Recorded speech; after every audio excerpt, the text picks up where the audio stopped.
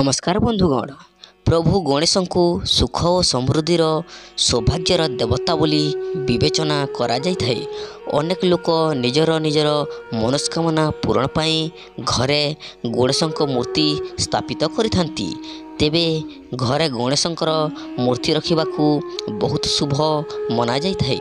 हेले प्रभु गणेश मूर्ति घरर क्यों सब स्थान रे क्यों कार्य पूरण पाई रखिले फलाफल शुभ होइथाए आसंतु जानिबा। नंबर 1, धला रंगर गणेश मूर्ति अधिक सुख शांति और समृद्धिर प्रतीक रूपे विवेचित होइथांती। केवल धला रंगर मूर्ति नुहे बरम धला रंगर फोटो लगाइबाकू मध्य अत्यंत शुभ बोली विवेचना करा जाइथाए। हेले एठारे आमे कहि रखिबा पई चाहिबू।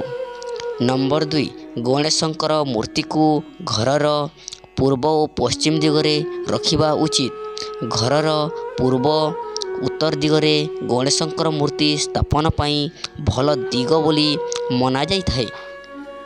जदि एही दिगरे गणेशंकर मूर्ति रखिबा उचित हो नहीं तेबे प्रभु गणेशंक मूर्ति को एपरि भावे रखंतु जोठारे आपण प्रार्थना करुथिबा समयरे उत्तर बा पूर्व दिग को सामना हेउथिबो। दर्शक बंधु, नंबर 3, शास्त्र अनुसार घरे केबे भी गणेशंक मूर्ति दक्षिण दिग को करी रखिबा उचित होई न थाए। नंबर 4, जो स्थान रे भगवान गणेशंकर मूर्ति रखुचंती सही कांथटी बाथरूम रो होई न थिबा आवश्यक। नंबर 5, गणेशंक मूर्ति आगरे गोटे छोट पात्र रे चाउल रखिबाकू बहुत बहुत शुभ बोली कुहा जाइथाए। नंबर 6, एथिसह जदि आपण गणेशंकर ठिया होइतिबा मूर्ति रखंती तेबे एहा मध्य घर पाई शुभदायक होइथाए।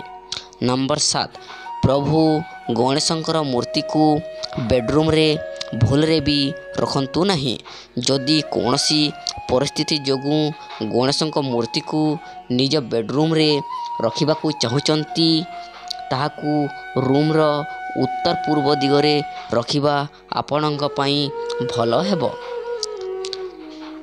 दर्शक बंधु, वास्तु अनुसारे जेपरी कौनसी व्यक्तिंक पाद मूर्ति रहुथिबा दिगकू न रहिबा उचित। जो व्यक्ति एही समय नियम उपरे ध्यान रखी गणेश प्रभुंकर मूर्ति निज घरे रखिबो सही घर उन्नति होइबो। बंधुगण नमस्कार।